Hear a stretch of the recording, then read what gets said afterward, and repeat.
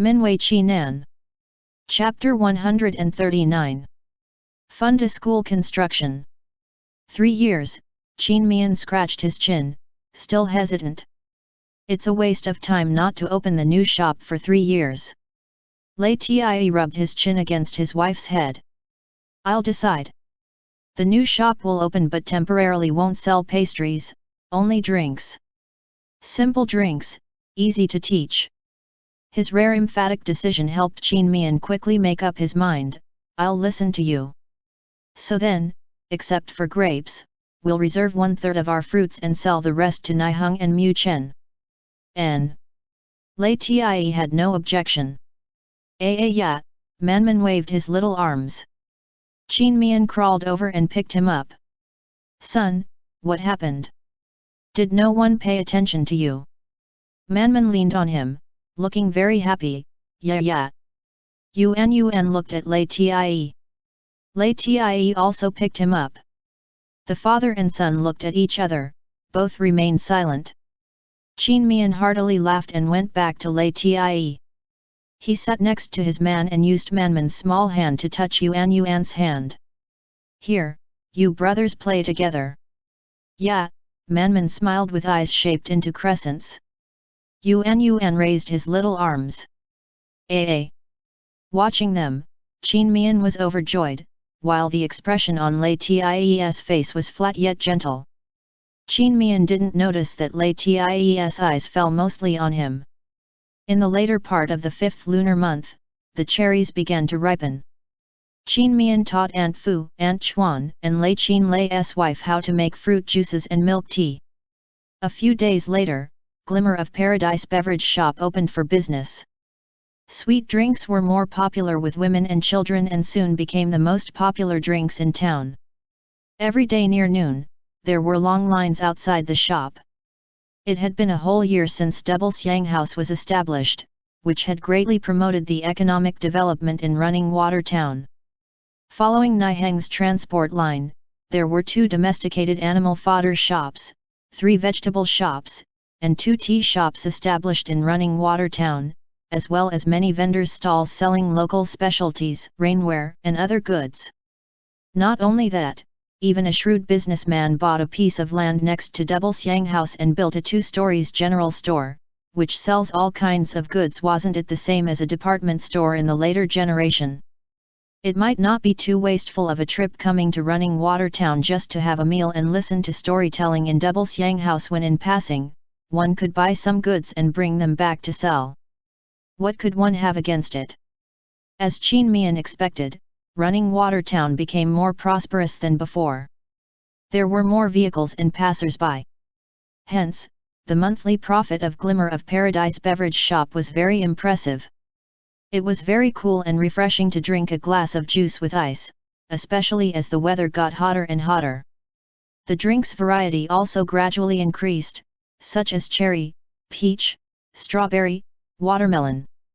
In the 8th lunar month, the grapes in the vineyard ripened, each of them was big and purple, like clusters of beautiful purple pearls hanging on the grape trellis, making one's mouth watery. After picking one to taste, the sweetness made one unable to stop even though one wanted to. In the sweltering summer at the start of the hour of Chen, the sun was unusually blazing. Note, hour of Chen is 7 to 9 p.m. The servants of leisurely farmhouse put on straw hats and came to the vineyard with straw baskets. After finding the ripe grape clusters within the green leaves, they held the vines in one hand, cut the cluster with shears on the other hand, and put them into the basket gently. About an hour later, there would be a cart coming to transport these grapes. Qin Mian planted the grapes to brew wine. The wine was much more profitable than the grapes themselves. He only agreed to sell 200 jin of grapes with the price of 50 wen per jin, for the sake of the good relationship with Niheng and Muchen. This unit price was higher than other grapes, but in Qin Mian's opinion, it was only a small change for them. The rest of the grapes were used to brew wine. Brewing wine was easy. Since the grapes were not sprayed with pesticides, they didn't need to be cleaned. The white substance on the surface of the grape skin was conducive for fermentation. Once the grapes were picked off one by one into the basin, they were crushed by hand. Left in the basin were the grape skin, seeds, and pulp. Next, according to the ratio of 6 jin of grapes to 1 jin of sugar, they were evenly mixed before the mixture was put into a clean container after the sugar had completely melted. In the fermentation process, the grapes produced a lot of gas. It must not be filled too full to guard against explosion. The container had to be sealed. In the summertime, the high temperature quickened the fermentation process. In about 20 days, it could be brewed. After filtering the grape skin, seeds, and pulp with clean gauze, the remaining was the real wine. Finally, the wine could be sold in a customized jar with a capacity of 2 jin. Each jar was priced at 2 taels. Mian supervised the process once. After he confirmed that the servants had learned it, he handed the matter to Uncle Fu. The main task of him and Lei Tie was to take care of their sons. The 4-month-old Yuan and Manman had grown very strong. Not only could they turn over, sometimes they could even sit on their own. With big black eyes, white soft cheeks, and chubby little hands, they looked so adorable after putting on light blue open crotch bodysuits embroidered with fruits, displaying their pink tender little buttocks. Whether it was a little girl, a woman, or an old lady in the village, whoever saw the 2 little ones couldn't help but glance a few more, while feeling their hearts melt, wanting to hold them up and kiss them hard. Mian wouldn't give them such a chance. He couldn't easily let others kiss his sons since that was not very hygienic. And Lei Tie was even more unlikely to allow others to kiss his sons. After dinner that evening, when the sun had just set, the heat dissipated a lot. In the west side, half of the sky was covered in a white expanse of sunset glow. Countless dragonflies fluttered in the sky, diligently annihilating mosquitoes. The caress of the summer breeze was rather cool and refreshing. After bathing the 2 little ones, Mian and Lei Tie dressed them in clean clothes, put them in the strollers, and pushed them out of the house. Dian Bai and Jin Simo P dawdled at the back. Made exactly the same, the 2 baby strollers were specially designed by Mian. They could be separated and merged into one to let the children connect with each other. One side of the stroller's handle was hung with feeding bottles, and the other side was hung with a handy cloth bag containing clean diapers. Meanwhile, the sunshade of the stroller was affixed with toys in the shape of fruits made from brightly colored cloth. Yuan and Manman were very smart. When they were put in the strollers, they knew that they were going to go out. Manman was so delighted that he bounced, "Yeeth ya!" Although it was not obvious on Yuan's expression, one could still make out happiness on his face. Perhaps it was truly related to heredity. Yuan resembled Lei Tie to the extreme, having little expression and reticent. When Mian found out about that, he wanted to improve it sooner. Hence, he held Yuan most of the time. Every time he held Yuan, he would tease him a lot, but it had no effect. Besides, Manman seemed dissatisfied with this partiality, so he had to give up. In fact, it was not so bad to be like Tie as he's just as cute. After dinner, the villagers went out with big cattail leaf fans and gathered under the trees to enjoy the cool breeze as they chatted. "Oh, Tai Sui and Tai Sui's wife are taking the children out for a walk again." Mian greeted them with a smile. "Yes. These 2 little ones like to stroll outside, as though their pairs of eyes can't see enough." When the villagers saw Yuan and Manman's eyes turning and looking around, they all laughed. The children are becoming more and more adorable. When Lei Tie saw the village chief, he cupped his hands in greetings as he said, "The village chief is also here. My wife and I have something to talk to you about." The people of peasant households usually had nothing to entertain themselves with, so they all were somewhat likes to gossip. They looked over, inquisitively. When Lei Tie said that in front of so many people, that meant he didn't mind others to know. The village chief directly asked, "Tai Sui, what matter is it?" Lei Tie said, "We plan to fund a school construction in the village." The villagers were both surprised and happy, wanting to come near but didn't dare to get too close in the end, out of fear of Dian Bai and Jin Simo P. Tie Seong, is this true? At this point, one had to talk about the situation of Green Mountain Village. Green Mountain Village was situated in a remote location, the soil condition was not good and there was not much yield in their farmland. That's why before the construction of the processing yard, Green Mountain Village was relatively poor. Moreover, there was no school in the village. If the children wanted to study, they could only go to the school in town. However, Green Mountain Village was an hour away from the town, which was very inconvenient. Like Lei Xiangji, when he was studying in the town, he lived in the house provided by the town school, lest he wasted all his time on the road. The villagers felt that it was too troublesome to pick up and send their children back and forth every day. Neither did they felt at ease to let the children go to and from school by themselves in the morning and evening. The daily cost of accommodation was also not small. Therefore, many villagers had to give up the idea of letting their children attend school. Nevertheless, the status of a scholar was always majestic. Who wouldn't wish for their children to be preoccupied with books, so much so that they could embark on an official career one day? At any rate, even without expecting them to take the examination to become a licentiate, or the number one scholar or something, to be able to read a few words was already a good thing. When they grew up, it would be easier for them to find a job. It was conceivable that Lei Tie's words caused a great sensation. Not a while later, the villagers who got the news came over, all talking at once to make detailed inquiries. Nevertheless, with the sound of clearing the throat from the village chief who had status, everyone sat down and didn't make any unnecessary fuss anymore. The village chief was equally excited though, as he said, "Tai Sui, please talk about it in detail." Yuan and Manman were having fun grabbing and groping Dian Bai and Jin Simo P's bodies. "It's my wife's idea, let my wife speak about it." Lei Tie took out a handkerchief to wipe his son's hands, and let Dian Bai and Jin Simo P retreat a bit. Qin Mian's heart warmed. All the time, his family's poker face tried to improve his position in the village. In recent years, our family has been able to get a foothold in the village and live a happy life. It's all thanks to the support of our fellow villagers.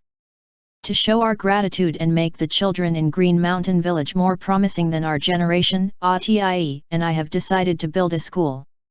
The school will be set up with 2 classrooms, one of which is for the children who only want to learn a few words, which we can call an ordinary class, the other one is for the children who want to take the imperial examination, which we can call the imperial examination class.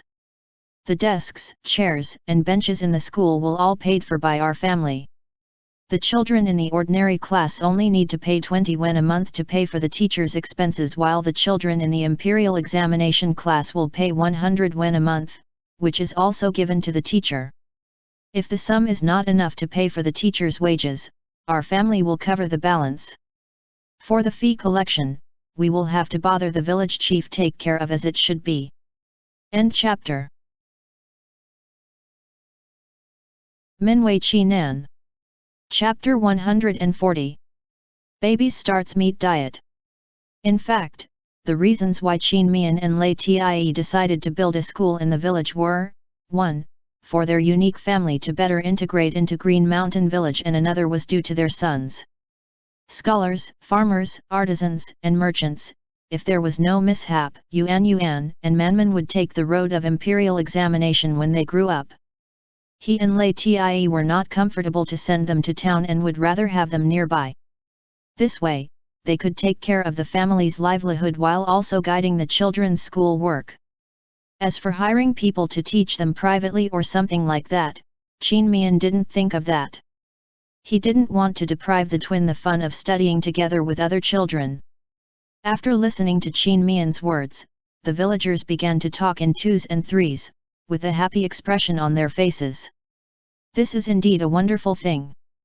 The fee for the school in the town is 200 yuan a month, no matter whether you just want to read characters or take an examination. That's more than 2 taels a year. You aren't wrong. The fee for the ordinary class is only 20 yuan a month if the children are diligent and smart enough, they can learn hundreds and thousands of words with only 20 won. Absolutely cost-effective. Lei Tie and his wife are really honest and kind people. When the school is built, I'll have to send my 2 boys to learn to read. Otherwise, they bully the cats and dogs in the village, making trouble every day. Hehe, I want my boy to take the imperial examination. How good it would be to be a senior official in the future. Ha ha ha, how delusional. Screw you. Asterisk asterisk asterisk. The villagers talked loudly, making the atmosphere very enthusiastic. The village chief burst out laughing.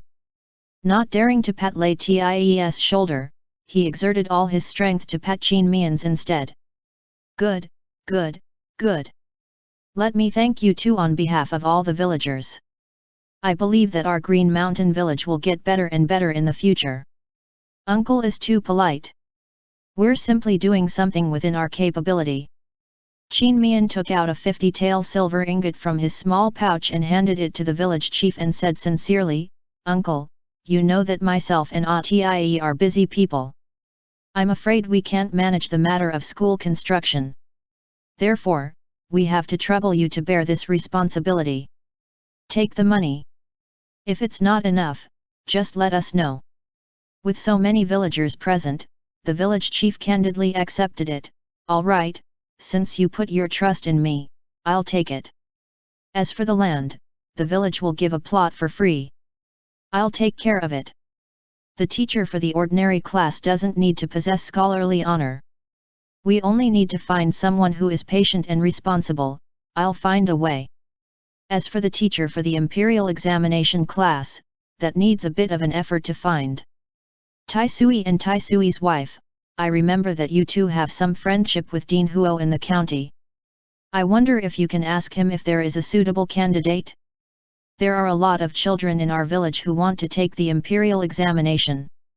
Since the school is going to be built, they should be taught well. We mustn't hold them up. Qin Mian thought for a moment and said, Dean Huo is the head of the academy and has a busy schedule, it's not easy to see him. However, Tie and I will go to the academy tomorrow to tell our 5th brother. His good friend is Dean Huo's son, so it'll be more appropriate to find young Master Huo to act as the go-between. The village chief nodded his head as he said, right, as expected of you to think things through. Then, I'll trouble you and Tai Sui with that. In the strollers, Yuan and Manman looked drowsy. After Qin Mian and Lei Tie bid their farewells, they picked up the 2 children and pushed the strollers towards home. Behind them, the villagers were still fervently talking. The 2 little ones rested on their dad's shoulders. With the sway of their dad's paces, they soon fell asleep. Back at home, Qin Mian and Lei Tie took turns looking after the children so they could bathe. After Lei Tie took a bath, he went back to the bedroom. The 2 small ones were sleeping soundly in the crib, while the big one was lying on his stomach on the pillow. He seemed to be asleep. His nightclothes were hanging disorderly on his body, revealing his white back and legs. Lei Tie lightly walked over. Holding the youngster's 2 calves, he dropped a wet kiss on the youngster's back. Qin Mian was so sensitive that he trembled but didn't wake up. Lei Tie took off the nightclothes he had just put on and pressed on top of him. Since the 2 children appeared, they had less opportunity to do intimate things than before. This time, their lovemaking were especially long. Only when Lei Tie knew that Qin Mian couldn't endure it anymore and started to beg for mercy did Lei Tie let him go. Wife, Lei Tie's lips circled on Qin Mian's neck, the temperature on his body remained high. Qin Mian warily retreated. His voice was hoarse, I really can't do it again. Lei Tie drew Qin Mian back into his arms, patted his back and held him tight. Then he dropped a butterfly kiss on his head, sleep. I'll wash you again after you fall asleep. Qin Mian relaxed, but still couldn't help muttering, I already said no, you still. Wife, miss you. Lei Tie's voice was close to Qin Mian's ear. It was very depressed as though it contained grievances. Qin Mian's heart wildly pounded. His face felt as hot as if he had just come out of the hot spring. He turned over and hugged the man's strong waist. He raised his head and gave the man a loud kiss on his chin, getting his lips pricked. He reached out to touch the man's chin. It turned out that there was stubble. He couldn't help rubbing it a few times, causing the man's breathing to quicken again. He quickly drew back his hand, closed his eyes and said in a fluster, "I'm going to sleep." LIAN slowly let out a breath, and then said in a low voice, "Sleep." Mian felt that there was something wrong with his cultivation. His body recovered so fast to the extent that LIAN always thought his body could withstand more. When he got up in the morning, the guy's heated gaze slowly scrutinized him up and down, making his spine numb. He gave the man a stern eye with a deadpan face. LIAN pushed the crib to the kitchen door and went to the hearth to add firewood, acting as if nothing had happened. "Wife, I can go to the county alone." LIAN was not a talkative person, but neither was he a person who couldn't communicate. Mian was at ease. "Horseback or carriage?" "Horseback." "Quickly go, sooner return. I believe Dean Huo would be happy to help. Later, I'll ask someone to pick some peaches and grapes. You can take them to him and Wu Lang." After breakfast, LIAN went out on horseback with the fruits. Mian took care of the two children at home. It was hot. The father and son stayed in the living room. The two little ones were very easy to take care of. After eating and drinking enough, they lay on the crib and obediently played by themselves. The twin never bothered each other. Mian was busy drawing costume designs. He wanted to make more sets of parent-child clothes for their family of 4. Just by imagining the spectacle, he found it fascinating. LIAN came back in the afternoon. Mian had taken his two babies to take a nap in the bedroom. When he felt someone climbing the bed, he sleepily opened his eyes to look at the person and routinely asked, "Did you have lunch?" "Yes." "Sleep." LIAN kissed him on the forehead. Mian went back to sleep. In his sleep, he did not forget to squeeze into his man's arms. When he woke up from his nap, he asked LIAN how did the matter went. LIAN said, "I told young Master Huo about it." He immediately went to see Dean Huo and brought back his words. Dean Huo happens to have a good friend named Chen, who recently wants to find a quiet place to settle down. He should be willing to come to our village to teach. Dean Huo will ask teacher Chen's opinion first. He'll tell Wu Lang when he has news and let him inform us. Since it's a good friend, Dean Huo must have known teacher Chen very well. The result is almost certain. I'll have to tell the village chief one of these days that when the time comes, he'll have to especially welcome the teacher and must not fail in manners. The village chief was very efficient. It only took 3 days to buy all the bricks, tiles, sand, and stones needed to build the school. Building a school was a great event in the village. All the idle men in the village went to help. The women also took action by sending them some cool tea, mung bean soup, and other things to relieve the summer heat. At the end of the 8th lunar month, Lei Xiongji came back for his break and brought back Dean Huo's words. Teacher Chen agreed to come to Green Mountain Village as a teacher. At this time, the school was also completed. It was called Green Mountain Village School. There were 2 study rooms, 2 classrooms, and a corridor on the side leading to the backyard. The backyard was where the teachers' accommodation was. So as not to slight the teachers, the villagers dug some honeysuckle and wild chrysanthemum from the mountain to plant them in the yard. Although the flowers were not elegant, they also had special appeals. 2 days later, the village chief personally picked up Chen Fenian, who came to Green Mountain Village. Teacher Chen was about 45 to 46 years old, with a lean figure and expressive eyes. The way he carried himself spoke of scholarly temperament. Even the illiterate villagers could see that he was a learned scholar. The ordinary class teacher was Luo Yude, the village chief's eldest son. It was not that the village chief favored his son, but rather because the village chief had previously wanted his sons to become someone who was worthy of respect, so Luo Yude and his younger brother Luo Yufu had once studied for a few years. Luo Yude had studied enough to teach other people to read. No one in the village had any objection to this. At the beginning of the 9th lunar month, the school opened. There were more than 50 students in the ordinary class, ranging in age from 6 to 16. 8 students enrolled in the imperial examination class. On the first day of school, parents were curiously watching outside the ordinary class window. They were all from the same village, so Luo Yude couldn't drive them away and could only let them be. Luo Yude was smart. He taught simple characters, such as upper, lower, left, right, sky, wind, rain, and so on, as well as the various surnames in the whole village. In the imperial examination class, parents did not dare to go over. It was a sacred thing to take the imperial examination, so they dared not get in the way of their children's learning. Besides, it was said that teacher Chen was a palace graduate. He must have possessed scholarly honor. All in all, the school started very smoothly. Many villagers felt that since the school opened, the children were not idle anymore and therefore, the whole village became much more peaceful. When it snowed in the afternoon, the children wrote a few words on the ground to show them and even taught them to write. At the bottom of their hearts, there was an indescribable pride. Asterisk asterisk asterisk. Time flowed like water. In a twinkling of an eye, the 9th lunar month arrived and the day of the provincial examination was coming. The provincial examination was conducted in the prefectural city of each prefecture.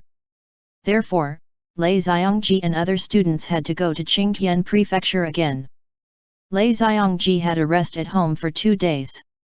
One could see that he was slightly nervous. The provincial examination was held every 3 years. If he failed, he would have to wait another 3 years in order to take it again. It was no wonder that even he, who had always been confident, was nervous. However, after 2 days of adjustment at home, he regained his composure.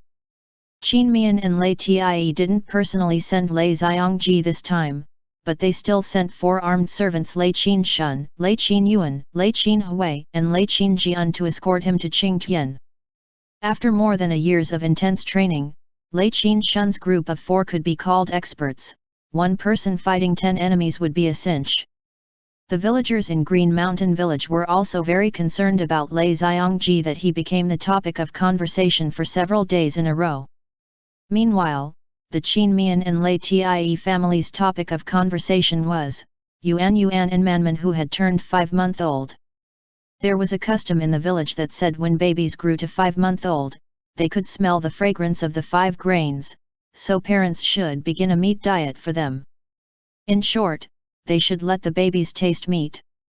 Beginning a meat diet was usually served with either rabbit or fish meat, symbolizing intelligence and quick-wittedness. For lunch, Qin Mian prepared both rabbit and fish meat. Sitting within Qin Mian and Lei Tie's arms, Yuan and Manman fixedly stared at the dishes on the table and reached out to grab the dishes, seemingly too impatient to wait. Yeeth ya! Qin Mian laughed, "My little ones, how did you know that these things can be eaten?" Lei Tie said, "Our sons are clever, of course." Amused, Qin Mian shot a glance at him and said, "That's right." He dipped his chopsticks into the vegetable soup and fed it to Manman's mouth. Manman smacked his lips and a smile emerged. It showed a very satisfied look. Then, Qin Mian put a tad of cooked rabbit meat into his mouth. The little one's lips moved but he didn't have teeth yet after all, so the minced meat flowed out of his mouth. Qin Mian quickly stuffed it in with the chopsticks. The little one's lips moved again and this time, he ate it. "Atai, look what are you doing?" The corner of Qin Mian's mouth twitched. He saw Lei Tie dip his chopsticks in wine to feed Yuan. Lei Tie calmly said, "To train alcohol tolerance." If his ears were not red, Qin Mian might believe him. Anyway, it was rare for the man to be so childish, so he chuckled and said nothing. He looked at Yuan. Yuan's small mouth suddenly opened wide. Obviously he had tasted the pungent alcohol but he actually did not cry. After a while, he smacked his lips while looking at the dishes on the table. LIAN dipped his chopsticks into the meat soup and let Yuan lick it. Then, he blew a grain of rice to cool and put it into Yuan's mouth. End chapter. Minwei Qi Nan. Chapter 141. LIAN, Yu Menzao. /Note, Menzao is a character that is cold and aloof on the outside but loving and passionate on the inside. Tsundere character in anime/manga/. In the evening, the villagers gathered under the trees to enjoy the cool breeze as usual. First, they chatted about the coming autumn harvest. Then, they talked about the school in the village. Naturally, they talked about the people who built the school, Mian and LIAN. They praised the couple, endlessly. Zhao Sifa squatted at the side as he held a bowl, eating his dinner. When he heard these words, the hatred in his heart that was hard to suppress, flared up. Why should he be looked down upon, while those two clay rabbits were respected by others? If he had succeeded in having LIAN take a concubine, he could use his cousin to control LIAN. So much so that even the property of the LIAN family might end up being his. It was such a pity that those two oldies, Lei Daqiang and Du Shi, were so useless that a good plan was wasted in vain. The more he thought about it, the more intense his anger and hatred were, which kept stirring in his chest, making him uneasy. All of a sudden, the words autumn harvest flashed in his mind. His eyes drifted to the golden paddy fields outside the village and a wonderful idea came to his mind. Since he couldn't do anything to Mian and LIAN, then just let them lose a lot of money. Sifa, what are you thinking about? Your smile is so horrifying, eldest Uncle Zhang asked, full of suspicions, after coldly looking at him for a moment. Zhao Sifa came to his senses and said in embarrassment, Nothing, nothing. I'm going back to get a second helping. Eldest Uncle Zhang frowned, he always felt that Zhao Sifa was going to do something bad. As Zhao Sifa hurried home, he felt a chill inexplicably run down his back. Assuming it was just his imagination, he shook his head and strode into the house. In leisurely farmhouse, LIAN, who was collecting the diapers dried on the clothes drying pole, seamlessly withdrew his spiritual sense. With a gentle swing of his right hand, the ropes on the window lattice moved. Not a while later, Uncle Fu and Aunt Fu came together.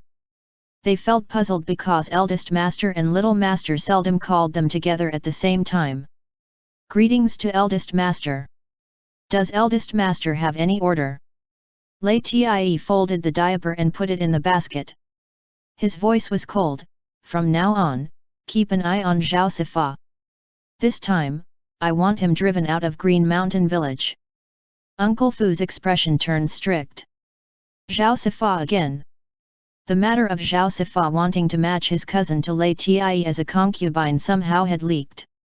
Therefore, the servants of Leisurely Farmhouse all hated Zhao Sifa. However, the eldest master and little master had not indicated anything. As the servants, they did not dare to act on their own. This time, since eldest master gave the order, they could be at ease to do it. Zhao Sifa couldn't escape from their hands.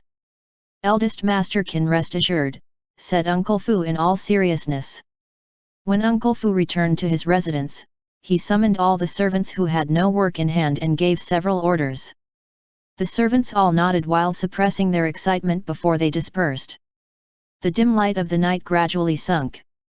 When the whole village was quiet, Zhao Sifa crept out of bed with as little noise as possible. He covered his face with a black cloth, picked up a torch and flint, and quietly and sneakily went out toward the outside the village. Josepha had no idea that since that day when LIAN learned that Du Shi's idea of giving him a concubine originated from him's Hoa Sifa, LIAN had been watching him in secret, waiting for a perfect opportunity.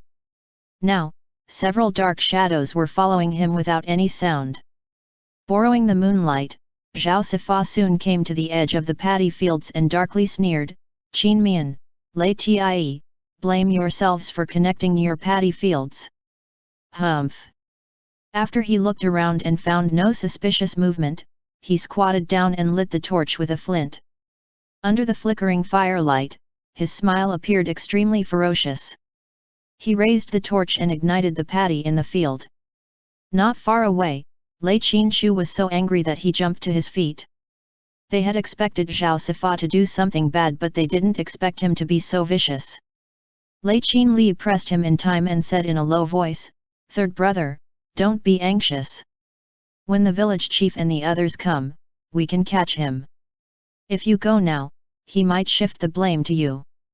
Lei Qinshun knew that Lei Qinli was right. He took a deep breath, nodded, and kept hiding.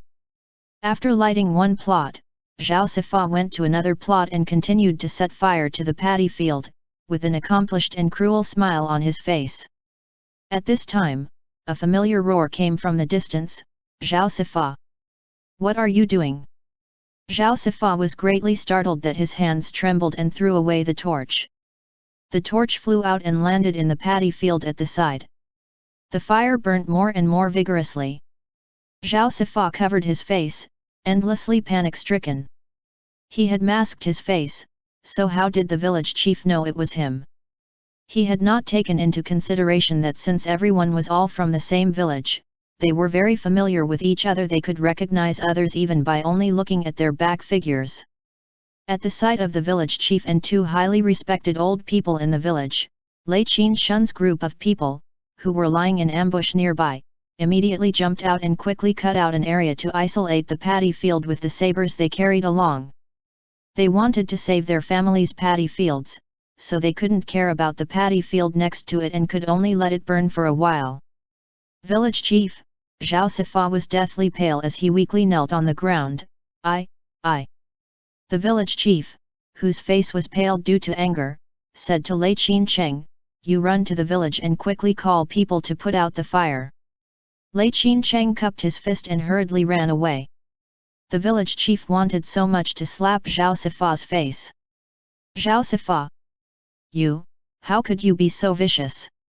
The grain is the root of the farmer." Old Grandpa Lu pounded his walking stick on the ground while burning with a frenzy of rage. Old Grandpa Wang didn't even bother to talk to Zhao Sifa. After hearing the news, the villagers came quickly and scooped water from the river with pots and buckets to put out the fire. Fortunately, the Mian family's paddy field only lost about 30% of it. The paddy field next to it belonged to the Zhao Wenzhong family. His situation was tragic. His plot of over a mu of paddy was half burned down. Once the villagers knew that Zhao Sifa set the fire, their eyes changed. They looked at Zhao Sifa with disbelieving and frightened eyes. It was not that there was never a conflict between the villagers. For instance, snatching water when transplanting paddy seedlings, cutting more thatch grass than others on the public-used ridge, one family's children beating up the children of another family, one family's ox accidentally trampled on another family's crops. It was normal to have these minor conflicts. After a few days of scolding or cold treatments, they would talk and laugh together again. However, there had never been such a vicious person in their village as Zhao Sifa. How could they not worry? Such a person with such devious mind was like a poisonous snake that no one knew when it would strike and bite people. A hot-tempered villager couldn't help but say, "Village chief, you mustn't spare Zhao Sifa this time." Immediately, someone chimed in, "Right. Such a vicious person, who knows who will he harm next?" Lei Qinzhong was waiting for this moment. He cupped his fist in respect to the village chief and said, "Village chief, this humble one had told you that Zhao Sifa had ulterior motives, but you didn't believe it. If our eldest master hadn't been on guard against Zhao Sifa, our family would have lost more than 10 mu of paddy field, same goes for Uncle Zhao's field. Look, the distance between the paddy fields is not far. Plus, the wind is strong today. If one is not careful, sparks will be blown into the fields next to it. By then, the consequences will be disastrous. Village chief, everyone, our eldest master and little master have been merciful to Zhao Sifa several times. If this was how he reciprocated, everyone should really beware." The villagers' ire was stirred up with this. "Village chief, expel Zhao Sifa out of Green Mountain Village. Yes. Expel him out of Green Mountain Village. There is no room for such great Buddha like him in our village. Asterisk asterisk asterisk. Zhao Sifa suddenly came to his senses, hugged the village chief's leg and cried hard. His tears and snot flowed together. Village chief, I know I'm wrong. I truly know I'm wrong.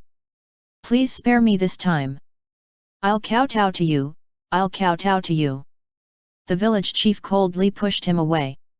Regardless, as he took into consideration of Zhao Sifa's evil deeds and the considerations that the LIAN couple given to his family as well as the whole Green Mountain Village, he couldn't condone Zhao Sifa this time.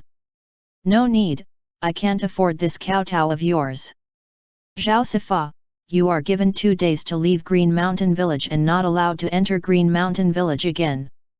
Otherwise, we will drag you off to the local authority and let the county magistrate deal with you.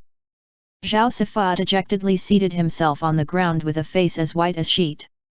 The village chief looked at 2 old men with him. Lao Lu and Lao Wang, do you have any other opinion in dealing about this matter? Old Grandpa Lu faintly sighed. He looked at Zhao Sifa with an exasperated expression. Very good. This old man doesn't want to see the situation of Green Mountain Village be damaged by him. Old Grandpa Wang nodded, deal as such. Qin Mian was sleeping soundly. When he suddenly felt that no one was beside him, he woke up and saw LIAN standing in front of the floor-to-ceiling window. He rubbed his eyes and walked over, leaning his head lazily on LIAN's shoulder. The fire in the distance made him sober up in an instant. What's happened there? Those round eyes were so lovely. LIAN picked him up and frowned as soon as he noticed that the other man was not wearing shoes. He put his wife back on the bed, wiped his feet and spoke of the matter in brief. You mean, you've been monitoring Zhao Sifa for more than 5 months? Qin Mian stared at him in surprise. He was not a person who returned evil with good when someone rode over his head. He also knew that Du Shi's behavior that day was instigated by Zhao Sifa.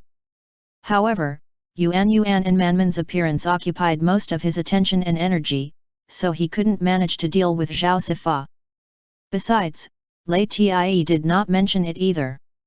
Therefore, he thought that LIAN also had no time to spare for the time being. Even if you have cultivation, it will be very tiring to monitor him with spiritual sense for 5 months. Why didn't you tell me? Qin Mian was both moved and distressed. He opened his mouth and bit LIAN's neck. LIAN pulled Qin Mian to lie down, put his arm under his wife's head and said with a cold tone, I'll never let go of those who bully you.